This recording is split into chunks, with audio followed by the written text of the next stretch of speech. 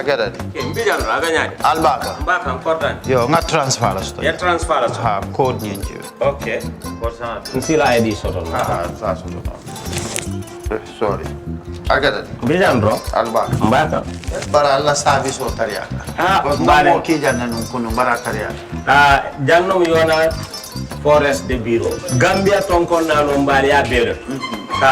Birim koyna fo kato. Bari si kodo kino kato ni fo bolong labe no. 56 branches mola soto Gambia ja. Ha?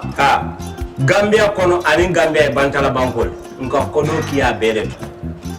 Kodo sifa fo falindiro fo nyaadi lafta même na kodi to poto nin kodi maraw. Jannom number 1 ti nyonta. Andum fana nata anoda enterprise sotale. Wolam nyindi ko domorol fana kol fana be firale de dadi man domorol dir fana beteat. Gambia dawda yalo ngam fa kendol sotale je. Wo moyo diat ha. Apelenta baraka. Ni ma lafta nyelen kendol e bina. Yalo bukani la ko la baraka ba. Yalo ndel chosano lo. Baraka.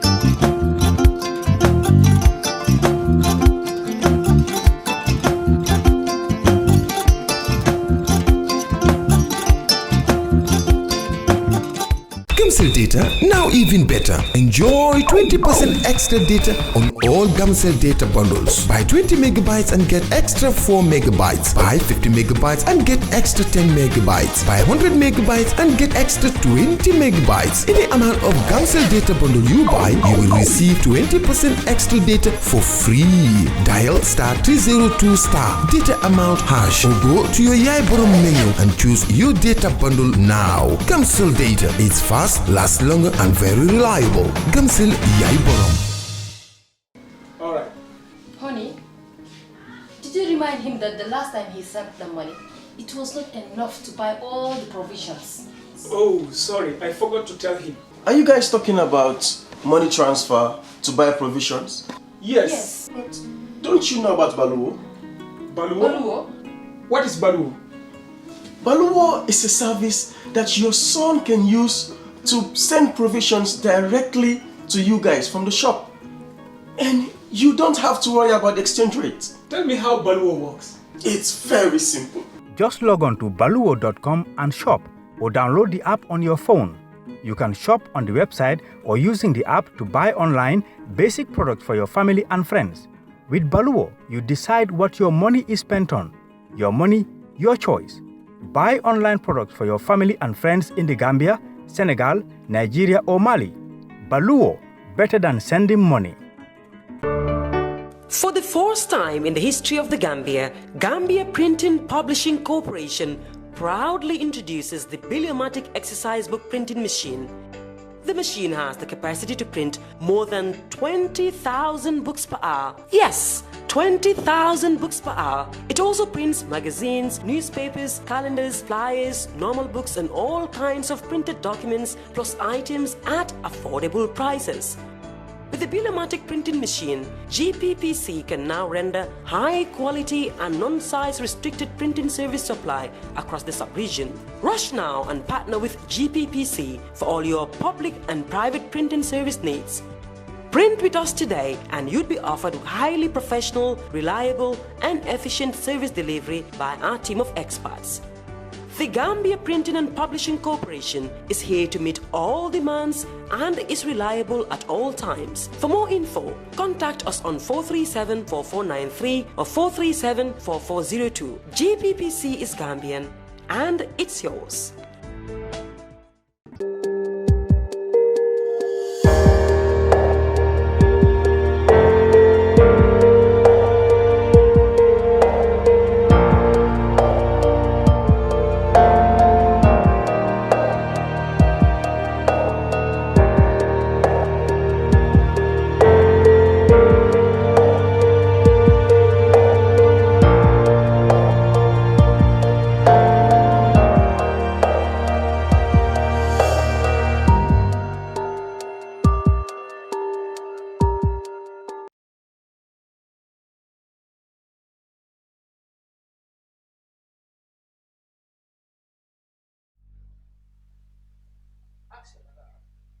Hello and welcome to the brunch on Kerr Fatou Live. And of course, you must have seen the changes in my environment. Today is the maiden program in these very well refurbished or rebuilt and transformed studio of Kerr Fatou. So from today, you of course will be familiar with these new environments. And our very first guest in the studio, in this new studio, is Ebou Faye.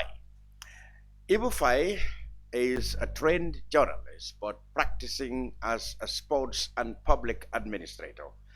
He is the general manager of the Independent Stadium and Friendship Hostel, and he is also second vice president in the Gambia Football Federation.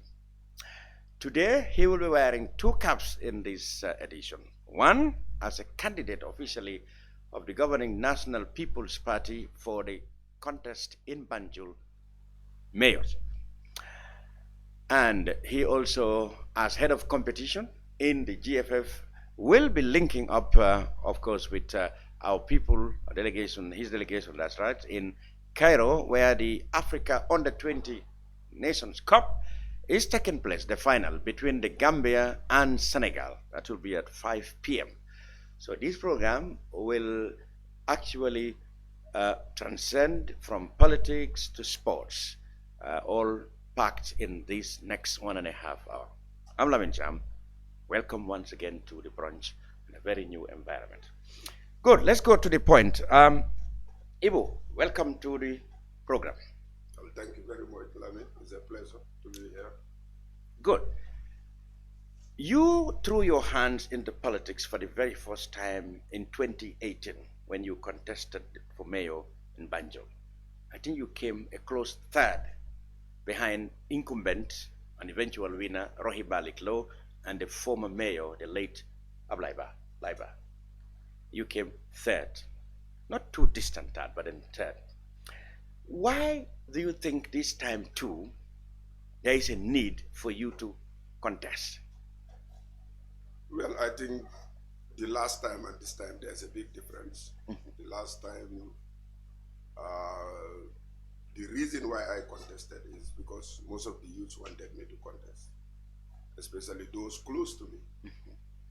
And they didn't even inform me beforehand that they wanted me to contest. You know, I traveled and they started, you know, the discourse on and then, you know, popularizing me as somebody who should contest. So when I came with discourse, and you know, I remember I went to Alhaji Obi Konate. Yes. He called me and I went there and he explained and I asked me, I heard that youth want you to contest. I said yes, but I'm not prepared.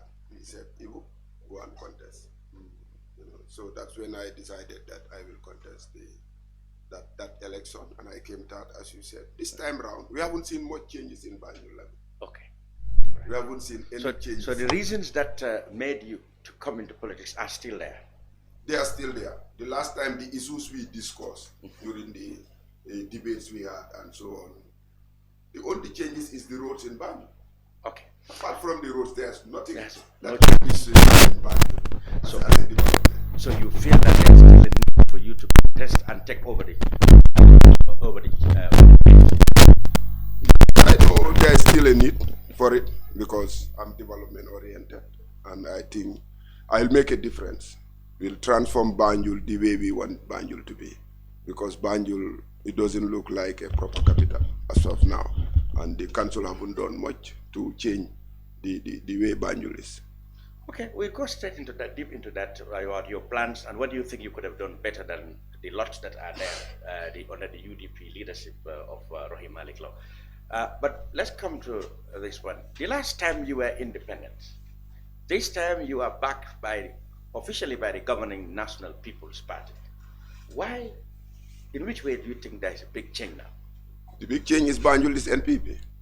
Oh, Banjul is NPP? Yes, Banjul is NPP. Now, one can say that's not entirely the case, because in the last parliamentary elections, NPP did not win even a single seat there. They did not win a seat, but they won the popular vote. But the popular vote throughout Banjul was won by NPP. But they did not win a seat because there was a division among the NPP supporters. And so critics said, one member, one man who caused that division is yourself. They accused you of supporting opposition candidates. I did not support. My wife is Wada.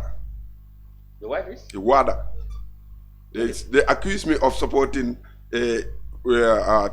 Tumanjai, Honorable Tumanjai. You said the party was You said the party was divided. That is why, even though they got the popular vote, but I mean the supports were not concentrated enough in the constituencies for them to win. Yes. But they won the popular vote, which Yes. seems that there are more NPP supporters in Banjul than any other party. Yes. And this time, since they are all going to one box, you believe that you have the majority. Definitely.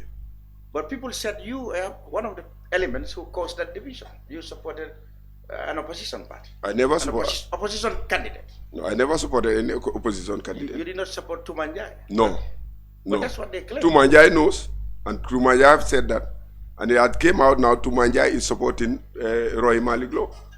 So it now turned out that So I'm vindicated. You are vindicated now. That's not true. You mean if you had supported Tuma, he would have supported you? Of course. Okay. So now it's clear that you have never supported him. No. Because I'm in a party. Okay. I'm in a party. I'm an NPP candidate. And Oswada was an NPP candidate. And my wife is Mariwada. Yes, what related to Oswada. Okay. So even if it's not party, at least family ties. I love support. You couldn't have supported somebody other than Oswada. Definitely. So that was just mere allegation. It was just mere allegation from some But uncontrolled. even after your name surfaced again, before the confirmations, these allegations came again. No. Or now it's resolved. No, I don't think it came again. From who? Well, there we are. I haven't heard. Ebou Faye, well, you know, Yeah, that was the audios pass. Yes. So the matter is resolved now. I hope so. I haven't heard of any other NPP aspirant. I mean, yours was actually very unique. In Banjul, we didn't have any other NPP aspirant. Because I have a base, Lamin. I have a strong base. When NPP was formed in Banjul, it started from us. It started from us. The one who started all the process is Ebou Faye. Now. Yes, I know. Ebou Faye now started the process, and the people he contacted were people that are in my camp and Alaiba camp. And every time when NPP is going out, before NPP, we are the one using our base to support the party, for the party to start. You know, in the past, you had what we call Tahawal Banjul. Yes. And people said they played a leading role in the success of the candidates at the time. Is Tahawal Banjul still functioning? No. Tahawal Banjul is Team Tahawal Banjul. Team Tahawal Banjul, yeah. Whatever they are named. The team, we are us. We are the team. Okay. And the elders, Tafa Njai and others, we are the Tahawal. And we are the team. I see. We set up the team, and when they set up their Tahawal Banjul, they realized that there's another group doing the same thing. But they came in and we worked together, and we were the foot soldiers, and they were the financiers. That's why in the parliamentary, at that time, we were able to get the 3 candidates. But when it comes to the mayoral, the Tahawal Banjul itself moved out of the collusion. Okay, now, the BCC, if you go through their Facebook, they are claiming to have made tremendous success for the city of Banjul. Now, I want you to take to some of these achievements that they said they have made and tell me, what would you have done better? For example, for the first time, people were passionate that if a woman became mayor, I mean, it was so well received all over the Gambia and abroad that we have a mayor who is a woman. That certainly was a milestone achievement. That was a big achievement for the country. Yeah. When it comes to women's empowerment. Yeah. That's where the good achievement. But then and everybody supported it. Okay. But then you believe that the woman in Rohim Malik Law did not live to her billing. That's the records are clear. All right. What has changed in Banjul? Well, that's what I'm going to ask you now. I'm going to put through to some of the achievements listed in the BCC website that they have done first we mentioned that first time in the history of Gambia, a female mayor was elected. Rahima Ali. You agree that was a tremendous... Yeah, for women's empowerment, definitely. Okay. It says the BCC under her restructured the council. There was a task force that was built, they said, and they started with the guidance of that task force. And they restructured the council, which was in fact operating on a generator for 4 years. They paid all the bills, and and now the council were able to save millions of dollars. They established a procurement office to ensure the respect of procurement procedures. They eradicated ghost workers from the council. They established a record office for the first time. They appointed a competent finance director for the first time. They recruited, guards to guarantee the safety and security of residents in Banjul. They had capacity building ranging from diploma to bachelors for their staff. They paid council's debts. This council was, they said, debted in tunes of millions of dollars. This boosted the image of the council so that service providers can now have confidence in them to work with them. They provided scholarships. They donated ambulances to Edward Francis during the COVID. They provided, of course, the waste management. They mobilized counterpart contributions for the construction of the town hall, the youth center. They plant over 3,500 coconut trees on the beach, to green the tidal environmental. So and then the mile 2 dump site, they fenced it. So they said, and the international fronts, they were able to twin Banjul with cities that have provided projects. And personally, the mayor was elected president of the network of women's, mayors all over Africa, Rafaela. Tremendous achievement by all standards. You disagree with this? You're talking about two things. I'm talking about the domestic front and the personal yes. elevation of the city. Let's start with the domestic front. Okay, the domestic front. You're talking about the administration. Yeah, they said they restructured the city and the development. The BCC, from depending on generators without any electricity, they built, or rather they paid all the bills. Now they have saved millions that went to, just to keep the place on power. They had to spend a lot of money to pay all the bills, and now they have their own power source. Now I can now trust them. That's why they are responsible for the council. But they have done it well, isn't it? Which well are we talking about? When you talk about the administration, yeah. What they presented at the National Assembly is totally different at what they are saying now. Yes, I know. We'll come to that. If you said that you have restructured the management of the council, yes, and you went to the National Assembly just a month ago, yes, and you are challenged with all this issue on management issues, you haven't done much. But those are audit queries. Audit deals with management also. I understand. The audits criticize. Audit doesn't deal only with finance. It deals with management. They criticize. You set up a procurement unit. Yes. You set up a procurement unit. Yeah. Then you single source the trash bins of $13 million. What's the role of the procurement unit? Okay. That's against the GPP regulations. Okay. To just single source. When you single source in GPP, which means that amount of money. You did not invite many bidders. You just give it to one person. That's what I want to say. When you single source, for that amount of money with GPPA, that product must not be available in the Gambia, and you have to justify it. But the government single source the Banjul rehabilitation projects to Guy Enterprise. You want to go from the council to the I'm talking about. You are moving from. I'm talking about. We're talking about council. You're going to the government. About the general observations of the audit report relating to procurement problem. So yes, BCC may have procurement problems, but they are claiming that they agree that problem is really more widespread. When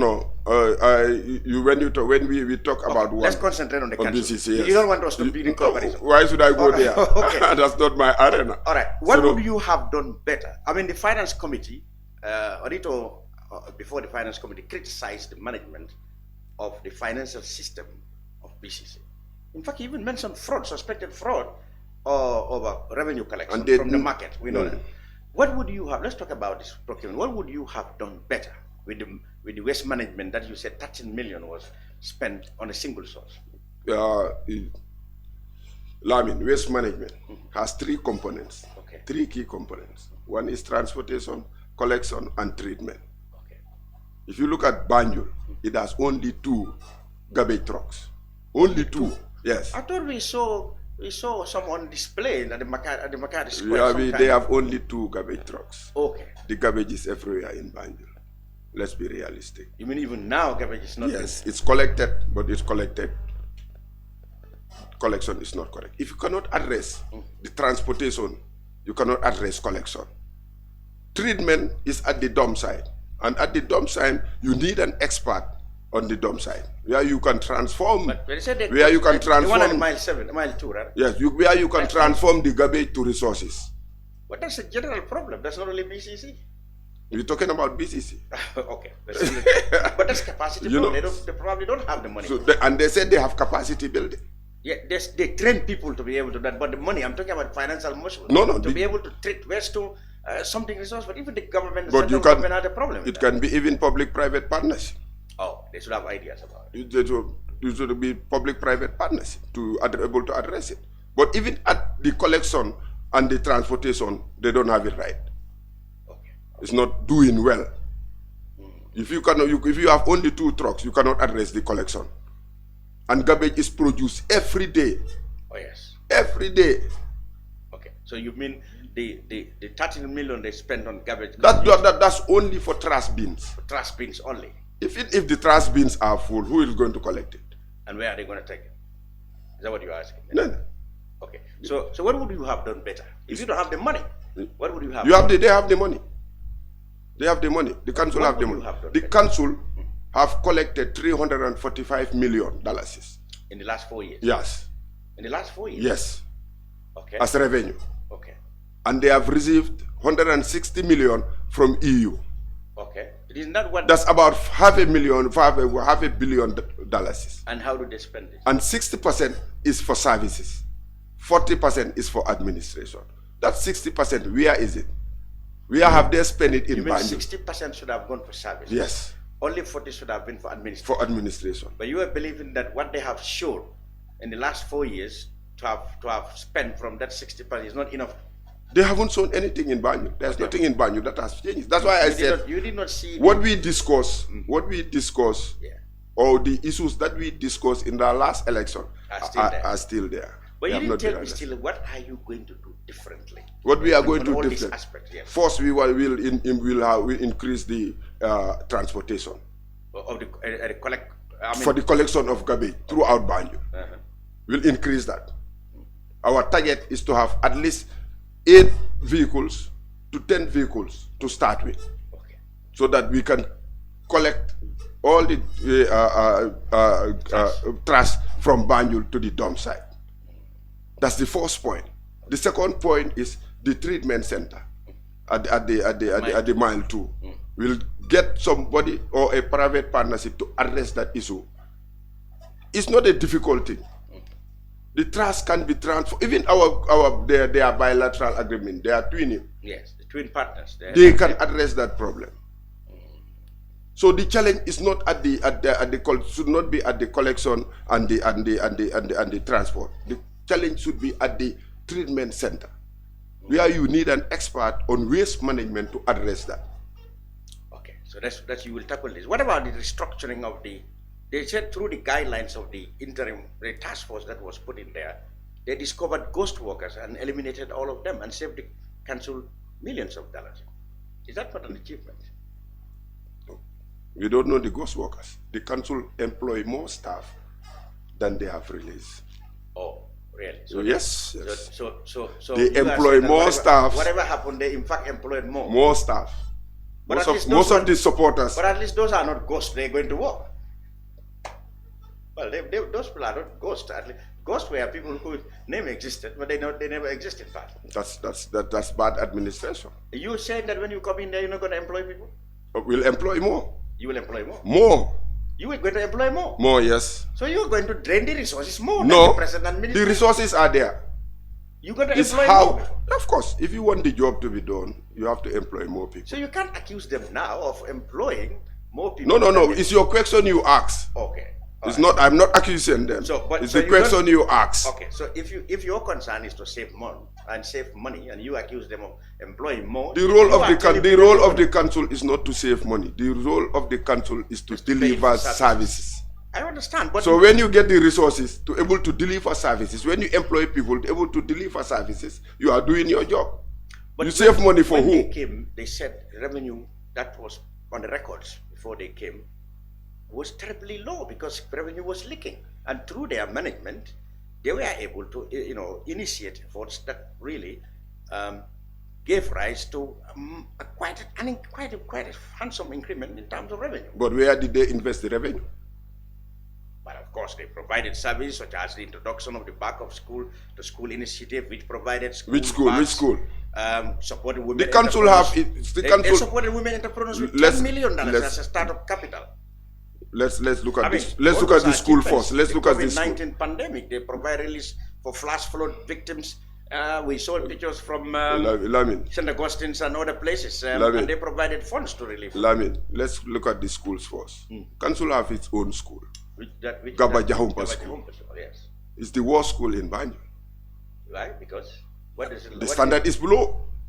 Most Banjulians will not even want their students, their kids to go to school. And that school should have been the best school in the Banjul. Is that school not on the Gambia government? It's on the council-owned school. Yeah, what I'm saying is it not... it's the council-owned school. You want to tell me only teachers and administrators are paid by the council? No, it's on the ministry. No. The ministry, they provide support. But it's the council who owns the school. St. Augustine's is owned by who? St. Augustine's, the Catholics. Yes, but the government also support them. Yeah, I know. The same as the council. So you mean the environment, if the government supports the environment should be taken care of by the council? Even the board is selected by the council because it's owned by the council. So when you talk about education, the scholarships that you said, how many students have they supported from that school that they own? None. Well, they've also increased, payment of all council, or rather, the payment of all council debts to the tune of millions of dollars. I think this has boosted the image of the council.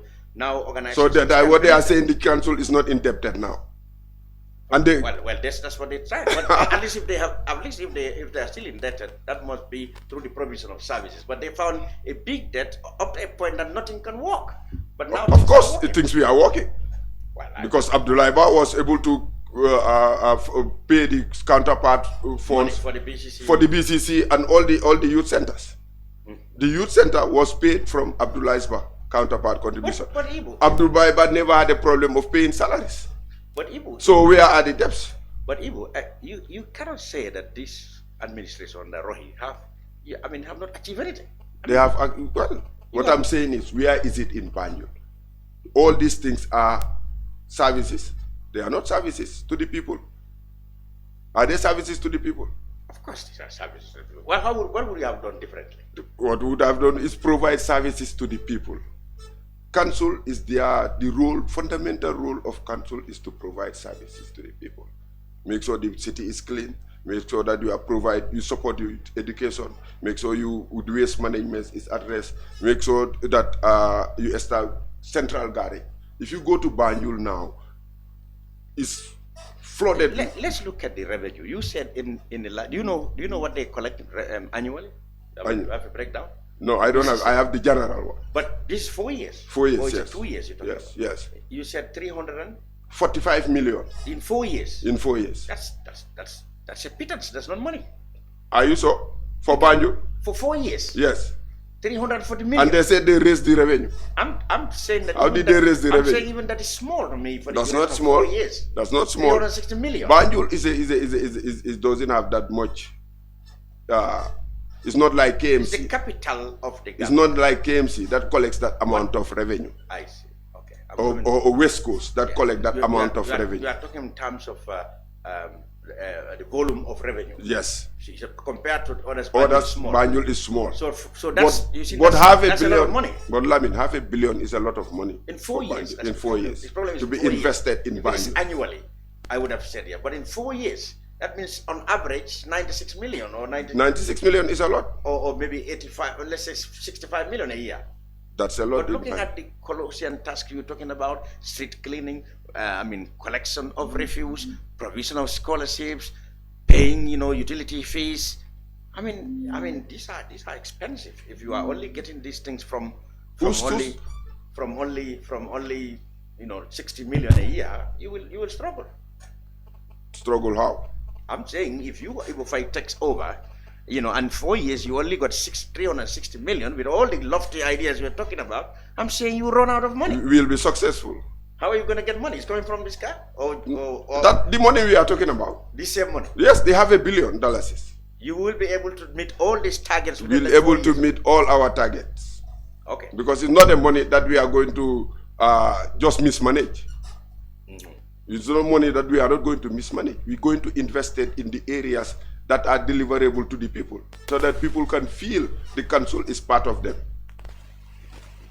Okay, now, the council and the central government have tussles. Like, okay, the central government we know is NPP now. They all started well. They all started on the same platform. They're all UDP, both the leader of the central government and the council. Now, over the years, Banjulians have said that the relationship between the council and the central government is somehow antagonistic. Of course, now you are NPP. One shouldn't expect anything like that on his side. But then people are worried that you are going to be a puppet of the central government. Even the autonomy that people want in the council will all go when you become mayor, because you're going to be a puppet of the central government. There are issues that the council should fight with the central government. You will be handicapped to do that, because no, I will not be handicapped. You would have been sponsored by even if I'm sponsored by NPP, I'm an independent guy. You know me. Nobody can. I will make sure that I the know issues. I know, but I know that the issues that are affecting the relationship between the council and the central government is addressed, because there are issues. We know you will enjoy solidarity that Rohi would never enjoy, because of the fact that there are political differences. You will probably not. But that is just lately. Yes, that's just lately. Yeah, but it's significant. That's about 2 years. Yeah, that's significant. The first 2 years they were dining the same. Yes. So when you at the time nobody found any fault with the administration then. Yes, there was a fault. There was no fault. Even the lane of the Banjul roads. They were together there. They were together there. So you cannot singly blame her for failures of Banjul, even for roles that are to be played by the central government. But if you are part of those that laid the foundation stone for the Banjul road project, and you came out after 2 years to criticize the same project that you have laid with the president. Yeah, but she said later she did not have the council, because let's not personalize it. The council did not have even the documents of the project. So why how can that the council was kept out of it. So when she was laying the foundation, she did not have the document? No, at the time she did not. She did not have any information about what the government was doing? It was on video that she said she never had. Doesn't add up. Even the contractor said, even President Barrow did not have it. Yeah, but that doesn't add up. You are going to lay a foundation stone, because you are in the same boat with the government, and you did not ask the right question at the right time. And you wait until you fall out, you start asking the question. I didn't answer my question. How are you going to maintain the autonomy of the council when you are going to take such? Local government in the Gambia doesn't have any autonomy. They should have. They have they have it on paper. They have autonomy in their operations. Operations. Yes. Anywhere in this country, they have operations autonomy. But when you go to certain things, they are still, it's a local government. It's a small government under the government. So you need to build that close relationship. This process started since time of Yahya Jammeh. That's when the local government, they wanted the local government to be autonomous, which was very good and which very laudable. I was part of that process when it happens. I used to attend their meetings during that time, but it failed on the way. Now, there are certain things that government should make sure that they give to the local government. One is, how can the government appoint staffs, or the local government authority under the ministry appoint staffs of the council? Such as CEO downwards? Yes. Come on. Or you don't council, like it. No, I don't like it. That's As an administrator, I don't like but it. when you take over as mayor next May, that's what you're gonna find. Are you Then we'll work on how to get that responsibility to do it. The staff should be under us, answerable to the council, because the decision of a local government is the council, where you have the mayor and the councillors. Exactly. That's where the decision-making body should come from, not from outside. Not from the CEO. Not from outside. The CEO should be appointed by the council. That's not the case now. That's supposed to be the case. That's one of the things that we will make sure that. Maybe that's why the councils fail, and what you call criticism, what you call as failures, was caused by that setup, and it can happen under even you yourself. Yes, but you must find a way to work with the system. You know that this is the system.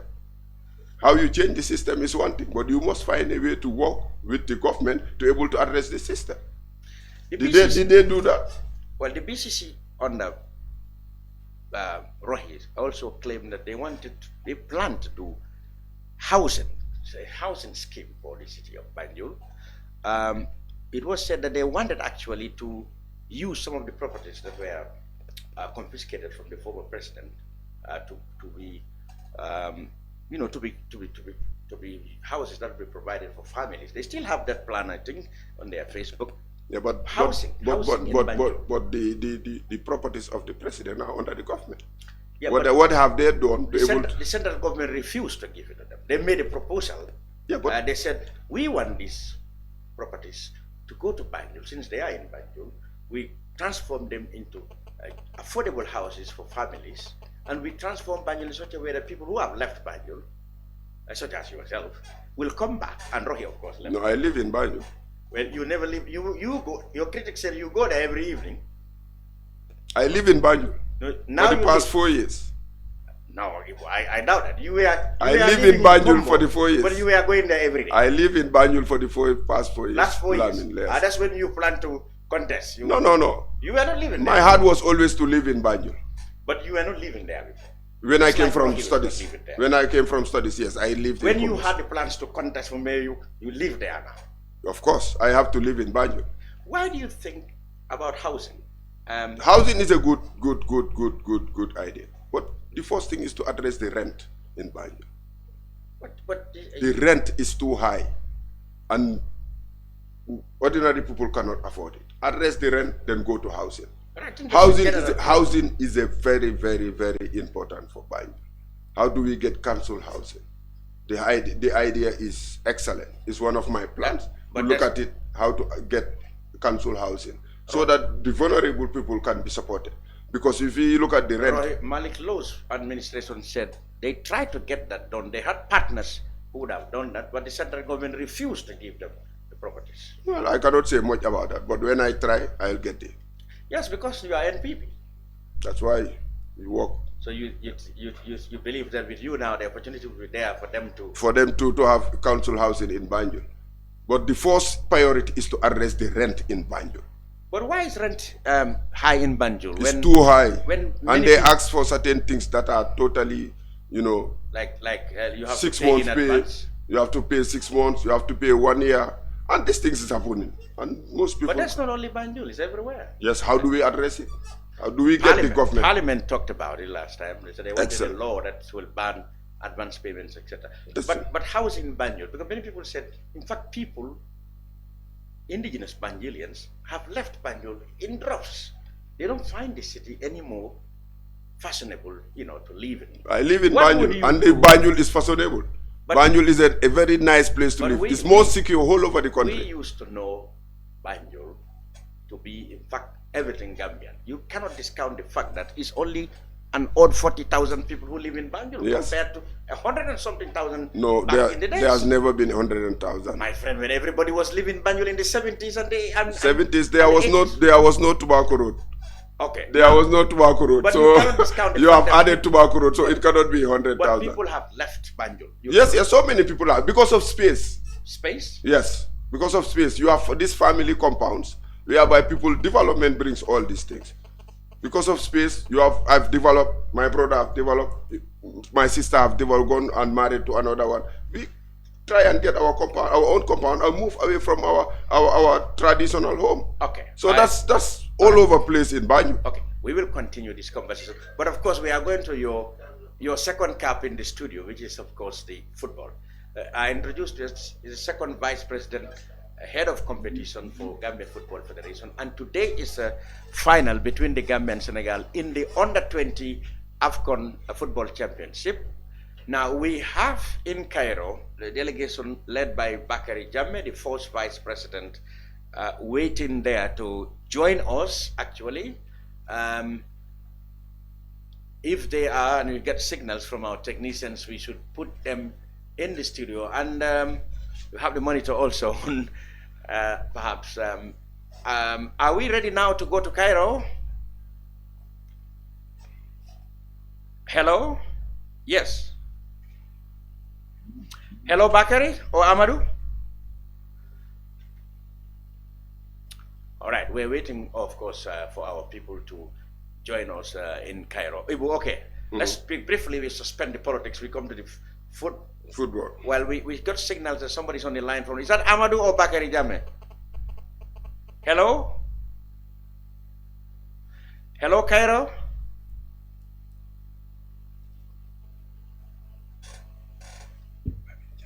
Yes. Hello, Cairo? Hello? Yeah, well, we're having problems in hearing. Hello, Bakary, can you hear me? Hello? Yeah, we have this technical problem. So we continue with we have the general secretary. With Lamin Jassey, the general secretary, is also with us in the studio. He'll be in the studio for us to continue this. But then before we got the technicians, right, we stopped at housing. I said, I mean, a lot of people left Banjul or Alib. Hello? Is Cairo now ready? Hello, Amadou Tama? Hello, Bakary, I can hear you now loud and clear. Very good. Let me begin by asking you, everybody in the Gambia is looking forward to this final in a couple of hours' time. How is the mood among you and the delegation over there in Cairo?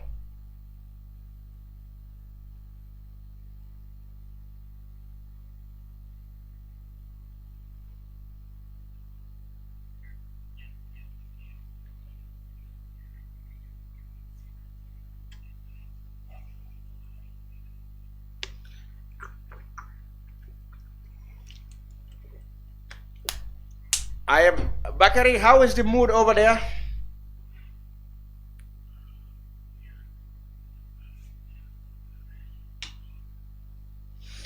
Okay, the whole Gambia is behind you now. And of course, I don't know whether you have been following the Senegalese media, also have been following this final very well. But just how confident is our team and all of you over there for this match?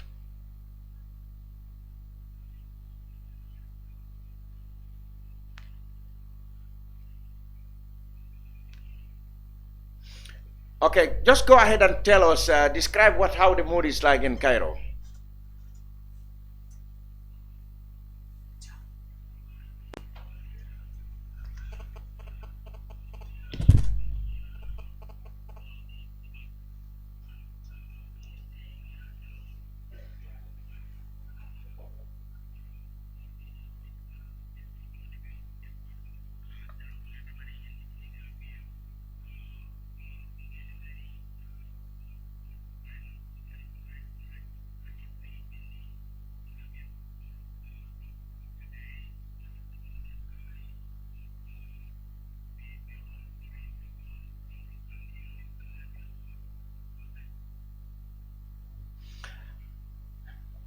All right, and how about the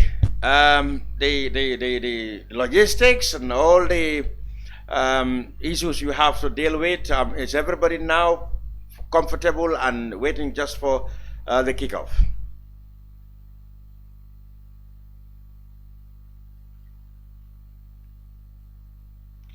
Well, I'm afraid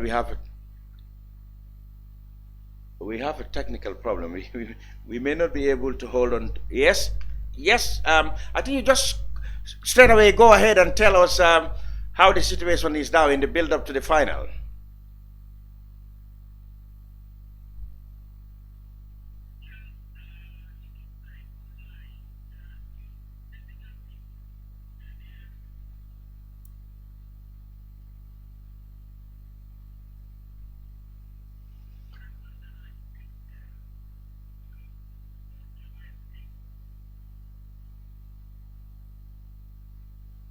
Yeah, I can barely hear you, Bakari. I think we will have to, unfortunately.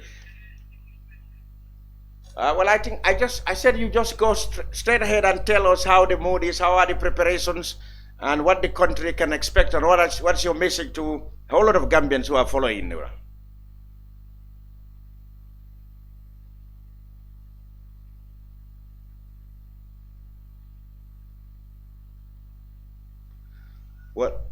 Well, I'm afraid we have to part with Cairo, Ebou, and continue with the program, and then we can. Lamin Jassey, the Secretary General, is with us in the studio. He will come up and we'll continue this part of the program, which is of course the football. The Secretary General of the GFF, Lamin Jassey, is here. Ebou Faye, the Second Vice President, Head of Competition, is here. We'll have more details about these preparations and of course what is expected today in Cairo. But Ebou, yes, we stopped at the fact that you said before you control the housing, you have to deal with the rent. I told you that it's a national problem, but you said the council has a role to play. How would you have controlled the escalating cost of rent in your city if you become mayor on the 20th May? It's not a short-term thing. It requires time because you have to make sure that it's not in conflict with the national law. So we'll initiate the pegging of rent to certain level. Okay. Then from there we'll get advice from the Minister of Justice whether it's not in conflict with any of the national laws. Because that's how council works. Anything you want to initiate, if it's in conflict with the national law takes precedence. But you can have a bylaw to address it. And that's what we are going to do. The first thing is to have a bylaw and then get advice from. All right, we'll go for a little break and get the technicians work on this link to Cairo. We'll be back with the program in just about a couple of minutes' time.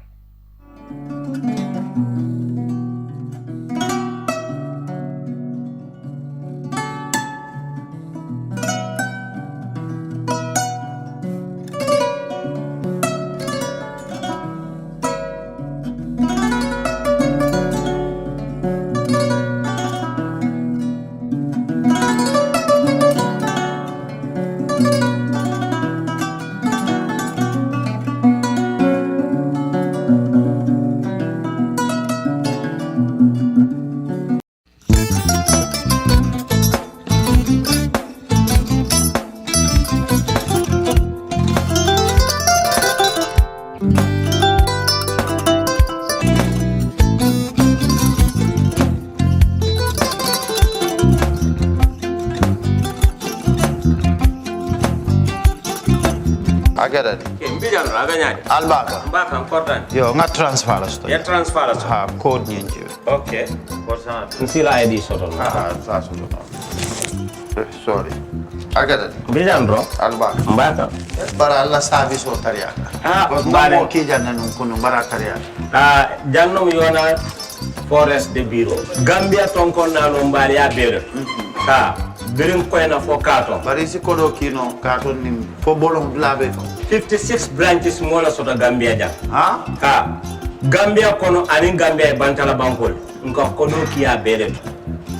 kodo sifa fo falindiro fo nyaadi lafta même na kodi to poto nin kodi maraw jannom number 1 ti nyonta andum fana nata anoda enterprise sotale wolam nyindi ko domorol fana kol fana be firale de dadi man domorol dir fana be teata Gambia dawda yalo ngam fa kendol sotale je wo moy o diat apelenta baraka ba lafta nyelan kendol e bina yalo bu kanila ko la baraka ba yalo ndel ciosano lo baraka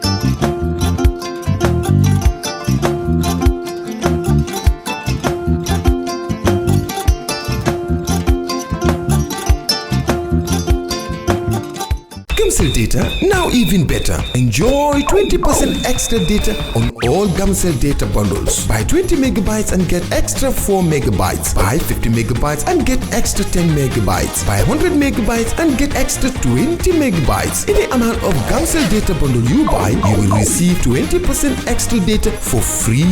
Dial *302* data amount hash or go to your Yaiborom menu and choose your data bundle now. Gamcell data is fast, lasts longer and very reliable. Gamcell Yaiborom. Alright. Honey, did you remind him that the last time he sent the money, it was not enough to buy all the provisions? Oh, sorry, I forgot to tell him. Are you guys talking about money transfer to buy provisions? Yes. But don't you know about Baluwo? Baluwo? What is Baluwo? Baluwo is a service that your son can use to send provisions directly to you guys from the shop. And you don't have to worry about the exchange rate. Tell me how Baluwo works. It's very simple. Just log on to baluwo.com and shop, or download the app on your phone. You can shop on the website or using the app to buy online basic products for your family and friends. With Baluwo, you decide what your money is spent on. Your money, your choice. Buy online products for your family and friends in the Gambia, Senegal, Nigeria or Mali. Baluwo, better than sending money. For the first time in the history of the Gambia Printing Publishing Corporation proudly introduces the Biliomatic exercise book printing machine. The machine has the capacity to print more than 20,000 books per hour. Yes, 20,000 books per hour. It also prints magazines, newspapers, calendars, flyers, normal books and all kinds of printed documents plus items at affordable prices. With the Biliomatic printing machine, GPPC can now render high-quality and non-size restricted printing service supply across the sub-region. Rush now and partner with GPPC for all your public and private printing service needs. Print with us today and you'd be offered highly professional, reliable and efficient service delivery by our team of experts. The Gambia Printing and Publishing Corporation is here to meet all demands and is reliable at all times. For more info, contact us on 437-4493 or 437-4402. GPPC is Gambian and it's yours.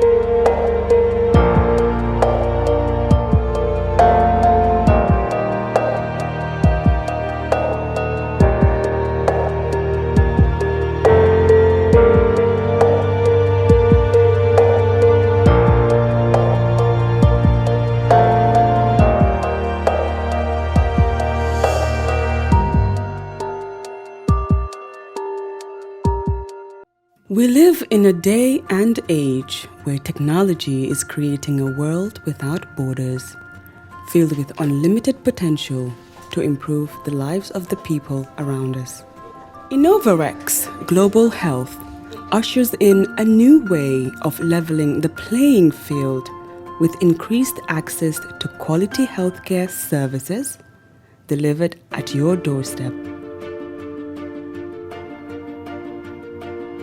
Our qualified professionals are equipped with state-of-the-art point-of-care testing technology to conduct tests such as kidney function, liver function, electrolyte tests, body composition, hemoglobin, A1C, and many more services with the highest efficiency in delivering results. The addition to our flagship, Wellness on Wheels, more fondly known as WOW Delivery Service, brings the entire clinical experience full circle. IGH has remained committed to creating the future of healthcare delivery. Gone are the days of sending loved ones outside the country for basic medical services. Innovarex Global Health offers a new peace of mind and takes pride in delivering the quality of care we all deserve. Islamic microfinance is becoming an increasingly popular mechanism for poverty alleviation, especially for developing countries around the world. This microfinance service adheres to the principles of Islam as a form of social responsibility. Yona Islamic Microfinance is the Islamic microfinance of choice in the Gambia, trustworthy and reliable. At Yona Islamic Microfinance, we provide savings products, current accounts, financing products in conformity with Islam. In addition, Yona Islamic Microfinance also offers local and international remittances, takaful fund, management of zakat, management of awqaf, trading and investment, and building of strategic partnerships to bring financial services to the doorstep of the poor with donor projects, madrasas, youth organizations, women groups, and farmer organizations. Welcome back to the brunch on Kerr Fatou Live. Now we go to the other segment of the program after talking to the NPP official candidate for the Banjul City Council, Ebou Faye. We still maintain Ebou, of course, like I said, he's wearing two caps here. He is also the second vice president of the Gambia Football Federation, responsible for competition. Today, of course, being the final in the African Under-20 Championship in Cairo, Egypt, between the Gambia and Senegal. Both teams, along with the two other semi-finalists, have booked air placed in the World Cup of the Under-20 to take place in Indonesia in May. Now, to help Ebou is technical director Sangdong, himself a long-time veteran of Gambia national team and coach. And to my far left, of course, is Secretary General Lamin Jassey from the Gambia Football Federation. Gentlemen, welcome. Thank you. Good. Let me start with you. Pick up from Ebou.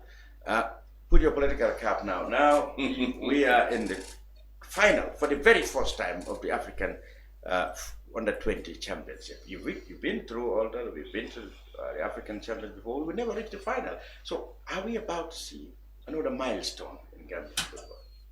Yeah, I've already seen We've it. already seen it. But we still have the only thing we need to see now is to win the trophy. Yes. But we have already seen that. Ahead of competition, how was the preparations for this team up to now? Well, I think this is a long-term preparation which we have put in place for so many years, and that's why he's the technical director. Yes. Because when we came in, there was no technical director. But for the development of football, national team is very important because that's where our players, the name of the Gambia will be marketed. So we put up a strategy of making sure that we register our national teams to compete. And if you look at the team that is in going to this final, 99% are Gambian players playing in our national league.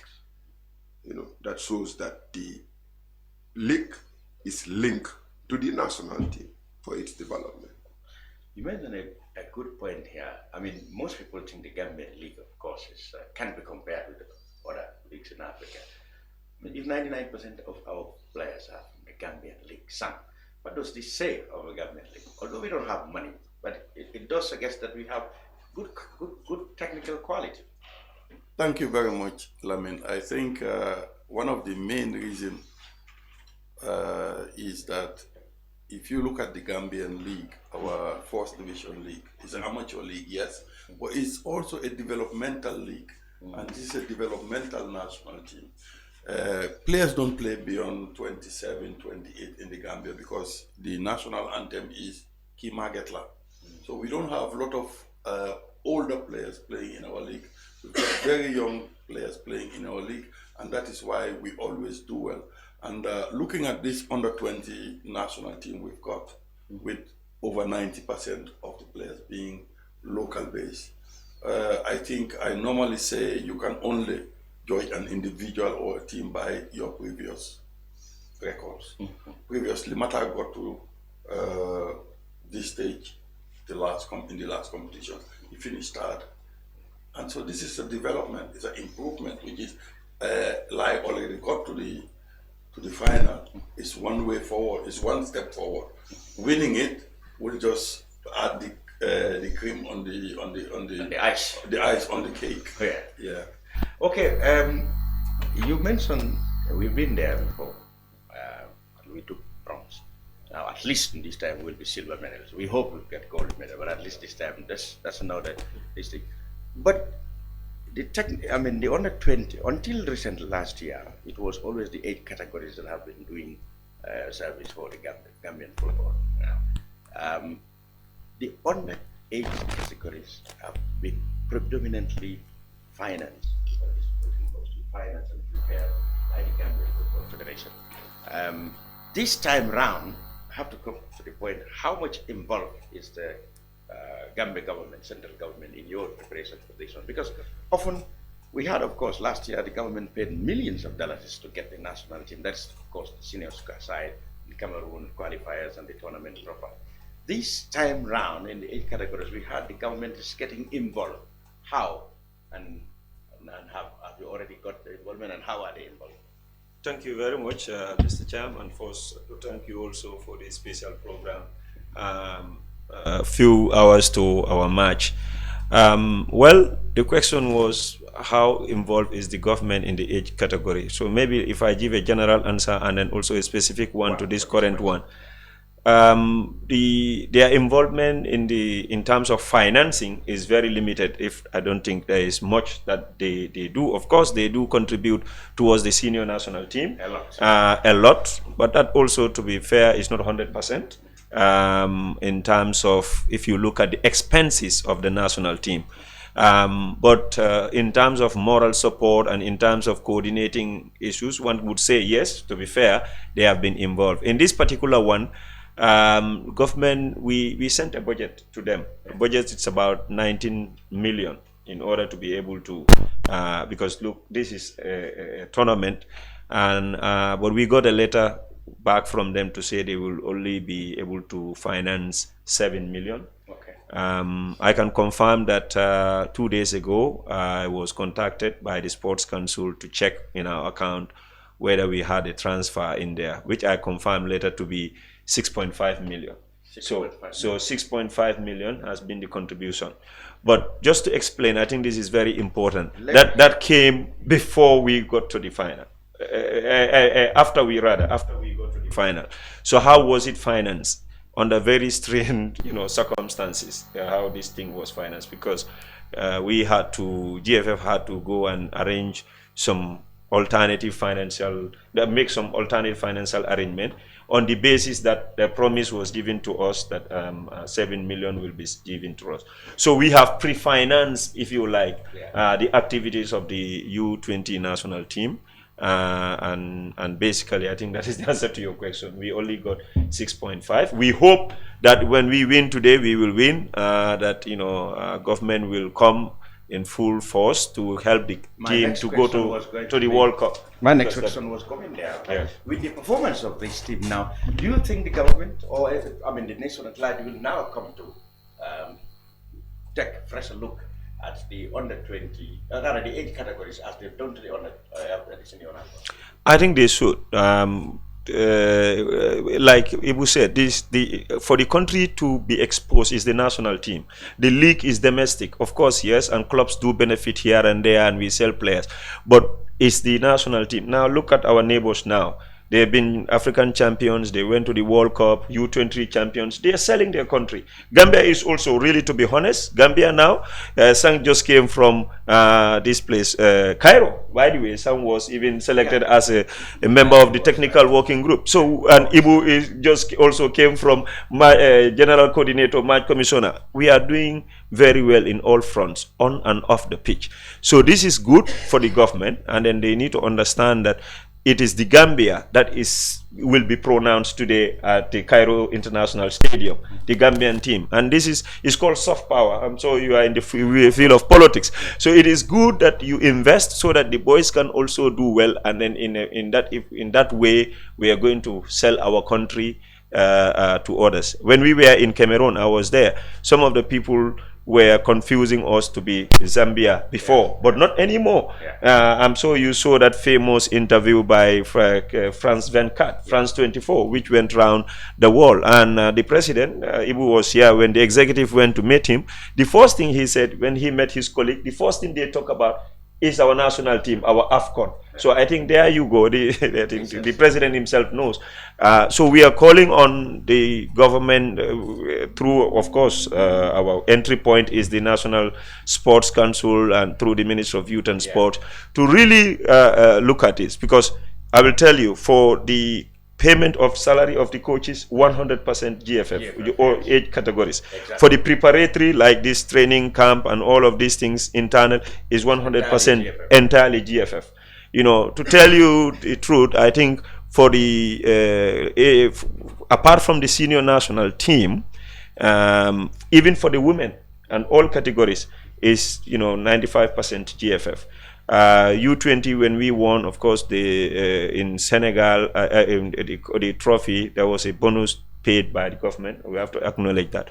But we are calling on, for them to really come on board, and also the private sector to really support these boys. There's a future in our football in this country. There's a future. And just to add that there is no cash prizes in junior tournaments. Yes. So the GFF doesn't receive any cash. The team will not receive any cash prizes. Yeah. So that means everything is gone by the GFF in this case. Yes. It's our responsibility to do that. Let's be. The government can come in because it's a national team and it serves as an ambassador. Supposing they went, go ahead today and win the cup. I mean, if there's going to be compensations or bonuses or anything for that, all that's going to be borne by the GFF.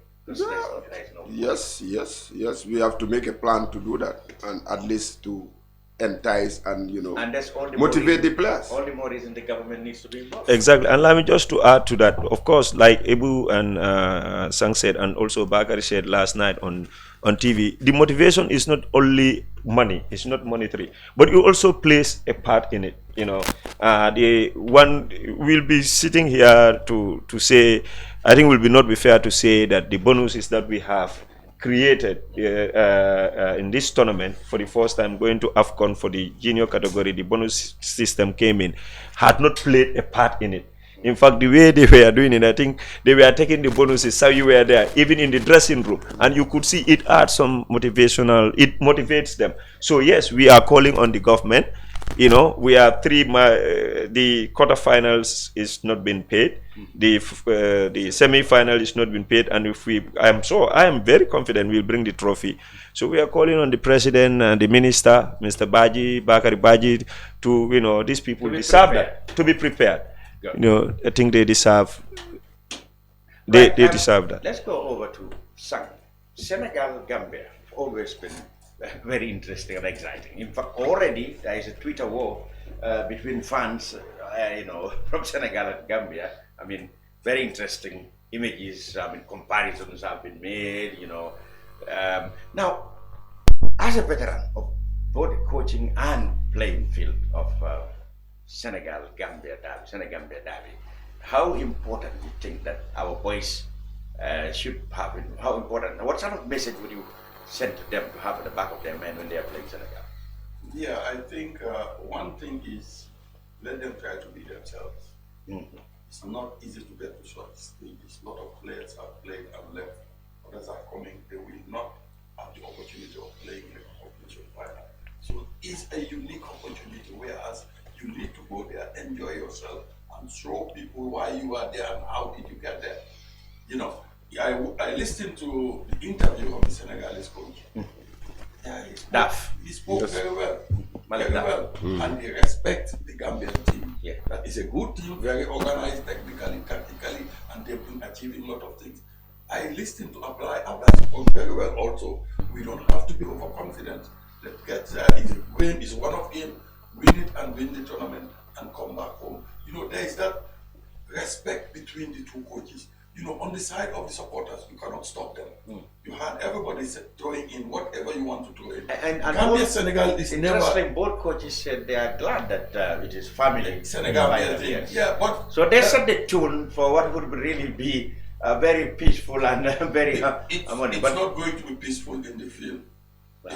It's something like win or lose in the field, and they will fight. Senegal will fight, Gambia will fight. Yeah. And it's a double final.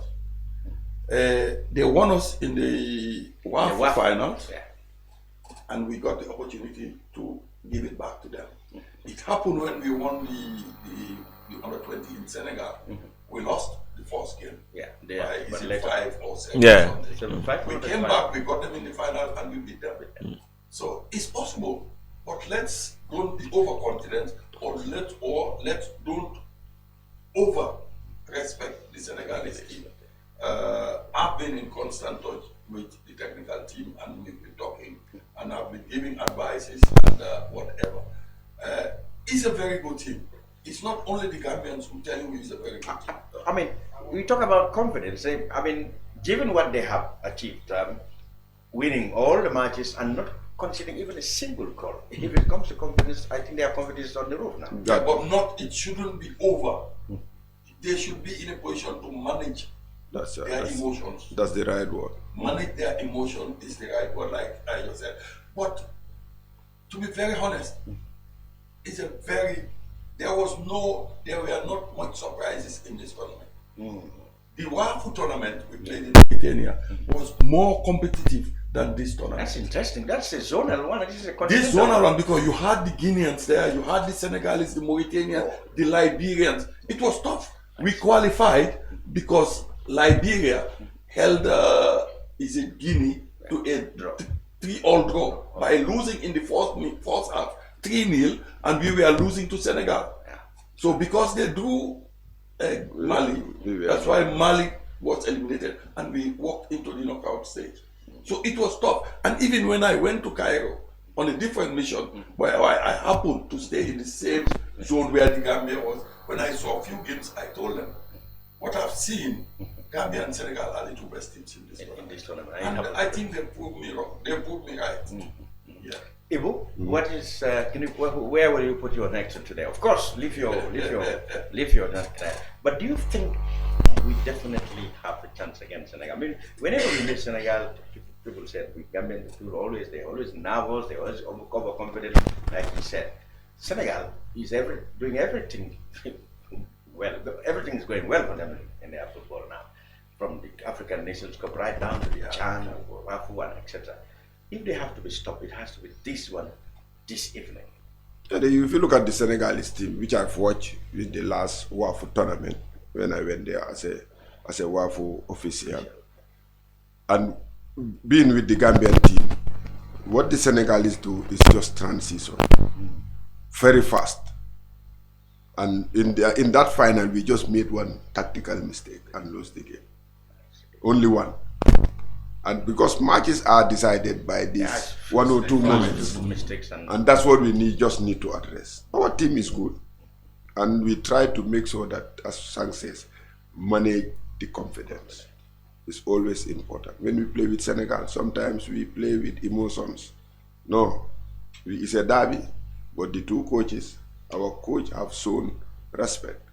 And I know the team will respect the Senegal, but we'll go and fight. We'll go and fight. And if you look at our Gambian team, it's more defensively and offensively progressively far better than when we went to the WAF. Okay. That's why we are able to get these results, because some of the issues we had during the WAF we are able to address. Okay. So the coach have done extremely well in making sure these things, the technical team. Until the last match, many people thought he himself said he never wanted a defensive player. He wanted always to be yeah, but what is attack and defense in football? So those are just words from ordinary people, you know, because what I mean is the adage in football is defense. Back the boss. Yeah, he said he wouldn't go something like that. He would go on the offense. The Senegalese team does that. They go back, but on transition. And they do it fast. Yeah. So when you park the bus, going out to attack. Out of it. Yes. So you need to look at football is not, you know, as easy as they normally say on the streets. Lamin, when you look at the Senegalese team, they played almost the same as the Gambian team. When they attack with a 4-3-3. When they defend with a 4-2-3 and a 1 in front. So when they pressurize with 3 up front. When they defend, they fall back, they play with 3 in the midfield.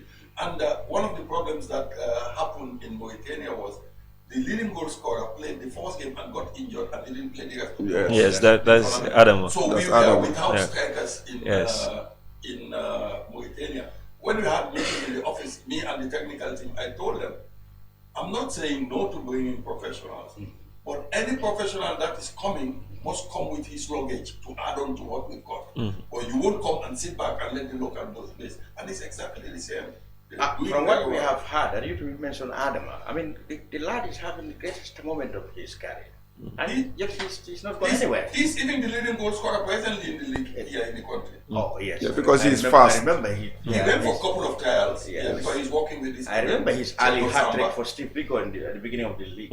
Yeah. He's working with Cherno Samba, you know. There are talks about Premier League's clubs, you know, having him on their radar. Which one would you wish him to go? Let's wait and let's see. Let's just allow him to develop. Exactly. We speculate too easily. Much. You know, when somebody says, I'm watching this guy, doesn't mean we think that it's let's gone just touch already. wood and wait and see, let the tournament end. And you've got a bigger stage, which is the World Cup. You have more agents coming to the World Cup. And they've got more opportunity of expressing themselves or show people what they can. I'm sure most of these players will make it after the World Cup. And that's the reason why we register these teams. Exactly. Because as of now, I've received so many calls from agents about this player, that player. But the objective is let's pass the finals, and the players then now can work on with the agents to see where they want to go. But let the players continue to develop. Many people used to criticize the GFF. They said, if you are complaining of money, why do you then register all the teams in the competitions? But this is one case perhaps to... He just gave you the answer. Confront those critics, not so. Yeah, but people, those are people out. If you don't register, they say, why didn't you register? If you register, say, why do you register? So you just do what you think is right for Gambian football. And what is right is to register, to be registered in football. Take the Women League. If you don't register them, where will they get the exposure? They just play at home and that is. And then that's it. They wouldn't have. You know, that doesn't add up. Now, I don't know who will take this, because the performance of the boys, and of course the fact that it's been coached by a local coach, have raised the debate as to how long are we going to continue to put our faith on foreign? Yes. Local ones have done. I heard you on the radio. Yes. But what does the debate? Let's allow our coach to continue developing. This is under 20. A national team is another kettle of fish. Altogether. It's another level. We have the under 23, we have the Chan team. So let's allow the coach to develop, continue developing. Getting results at this level doesn't mean you will get the results. Let not too much. I don't think right. No. Oh, he doesn't think. But it's the people who are. He's not thinking right. Yeah, he lies very much. He will continue. As Sam says, as Sam moves, I will continue to develop our career. Because that's the dream, one day to take over. But for now, let's allow our coaches to continue to develop. Lamin, where I want to take the cup to that, and hopefully we will. We still have a logistics to work out for Indonesia. That's a far-flung country in Asia. In the next couple of months, actually. I think before Indonesia, the coming of the Boys. Okay. Well, Maybe I can even say something about that. Then we go to Indonesia. Okay, what do you plan? Okay, there is. I'm sure if whatever you plan will change if they leave the trophy. I know. So we plan for two scenarios. So whatever happens, we are going to welcome them because that is for sure. Yes. And already we've engaged the fans club. Always there for us, and there is going to be a formal welcoming ceremony. The boys will actually arrive on Tuesday at 19:35 Turkish Air. Wow. Maybe if they leave the cup, somebody will put it a private plane. Well, yeah, hopefully, and there'll be a procession. Yes. Listening, yes. No, Sang, they're listening because yesterday after the show with your colleague, yes, Mr. What's his name, MS. Immediately in the studio, got a call from somewhere up, so they are watching, so they would actually there will be a procession. We have made arrangements with GCA so that at least few of the officials can go to the foot of the aircraft and welcome them, and then how early in the morning? Red carpet welcome. When is the? It's not in the morning. Tuesday, it's in the evening. Oh, yes. that's night. Yes, in the Almost evening. night. Yeah. So from there they will travel through the Talinding via Westfield, then to Kairaba Avenue to the football house, where Mr. Faye would be there, and probably the first vice president. The president, by the way, is would continue to Kigali for the FIFA Congress. So regarding for the World Cup, like Ebou said, first things first, we have to welcome them first and thank them. The plan has already started, in earnest, which is that since we qualify, we started preparing their mind. Yeah. I mean, that is the mind. The logistic will obviously, hopefully, Sang is the man here. Yeah, He's the one who determines when the team goes for training and send me the bill to say we'll do. But hopefully, I don't think this team will be dismantled. I think they will immediately continue training. That's my thinking. But that is for Ebou and Sang to decide. They're the one that decide. Training program. Sang, but are we expecting that some of them might change also in terms of eligibility, or are they all qualified? They're all qualified. From now to the end of the year. Oh, okay. Because I don't want those that are already 20 are still qualified. Those born in January to March, they've already 20, but they are still qualified until the 31st of December. December. Okay. Yes. So May they will play. So then they will play because it's meant for all those that qualify. Yeah. In the tournament, would have still been qualified to go to the. Okay, that's important one. But then, of course, gentlemen, while we pray that we get the cup, there's a small matter of the national team engagement in Mali later this month. Nobody's talking about because these boys overshadowed them. Yeah. That also is very important. How our preparation. For us, we are working. I think we most of the logistics have been addressed, so we are working. And we're just waiting for the coach now to submit his list of players. Because that should be 24th March in Mali.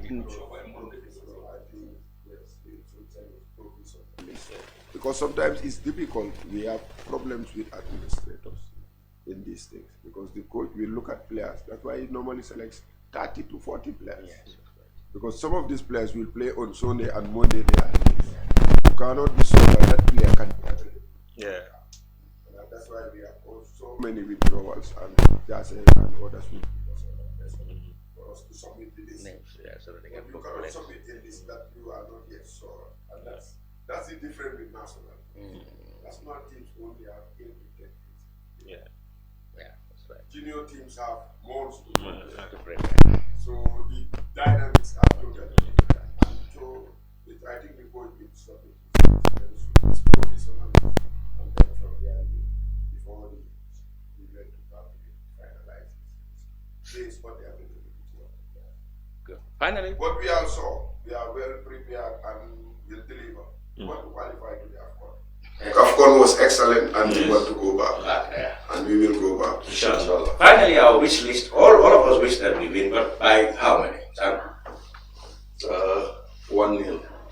You just need 1-0. 1-0, just a win. 2. Let it go. So, yeah. Because good. I mean, Finally, we just need 1-0. Yes. 1-0 is a win. Simple. But Lamin, I want to tell you, Senegal is under more pressure than us. People may think it's the way. I'm telling you, they are under more pressure than. They don't want to underrate Gambia. Yes. No, they are. I know what I can understand. It hurts them more. Yes. When Gambia. Yes. Well, it's not only that, they've got a target. They want to take all the trophies. Yes. The CHAN, the Cup of Nations, under 17. Now they're going for the 20 and the 23. They want to win all everything. They have a plan. We have. So yes, we have a plan. We want to stop them from doing that also.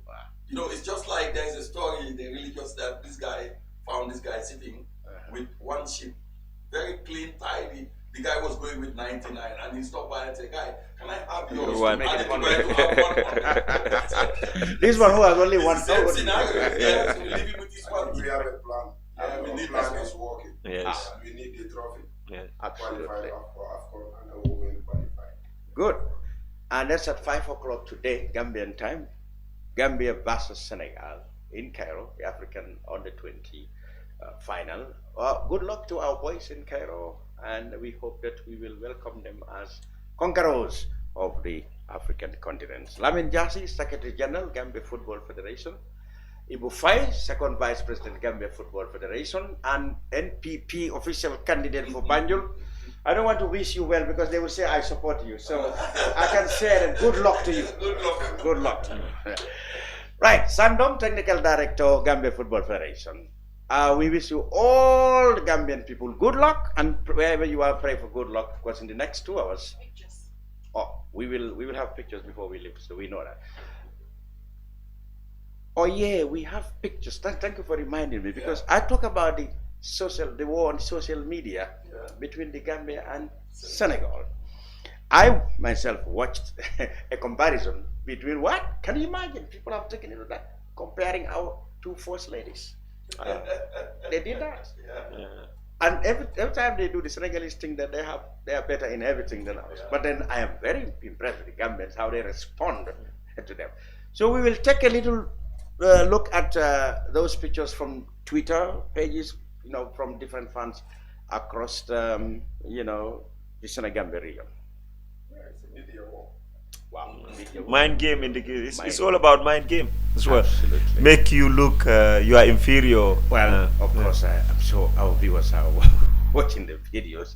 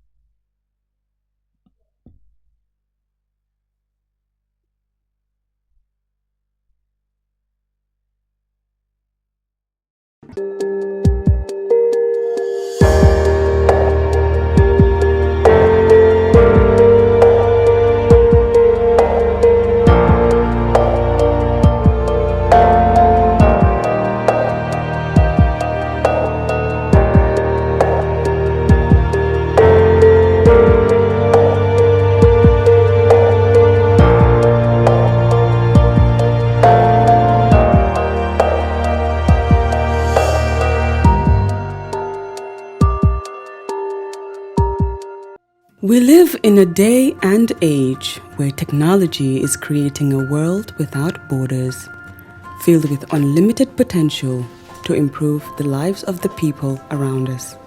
Innovarex Global Health ushers in a new way of leveling the playing field with increased access to quality healthcare services delivered at your doorstep. Our qualified professionals are equipped with state-of-the-art point-of-care testing technology to conduct tests such as kidney function, liver function, electrolyte tests, body composition, hemoglobin, A1C, and many more services with the highest efficiency in delivering results.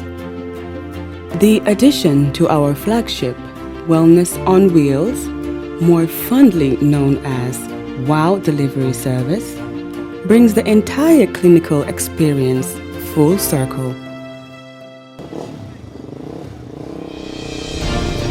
IGH has remained committed to creating the future of healthcare delivery. Gone are the days of sending loved ones outside the country for basic medical services. Innovarex Global Health offers a new peace of mind and takes pride in delivering the quality of care we all deserve. Islamic microfinance is becoming an increasingly popular mechanism for poverty alleviation, especially for developing countries around the world. This microfinance service adheres to the principles of Islam as a form of social responsibility. Yona Islamic Microfinance is the Islamic microfinance of choice in the Gambia, trustworthy and reliable. At Yona Islamic Microfinance, we provide savings products, current accounts, financing products in conformity with Islam. In addition, Yona Islamic Microfinance also offers local and international remittances, takaful fund, management of zakat, management of awqaf, trading and investment, and building of strategic partnerships to bring financial services to the doorstep of the poor with donor projects, madrasas, youth organizations, women groups, and farmer organizations. Make a choice with Yona Islamic Microfinance today.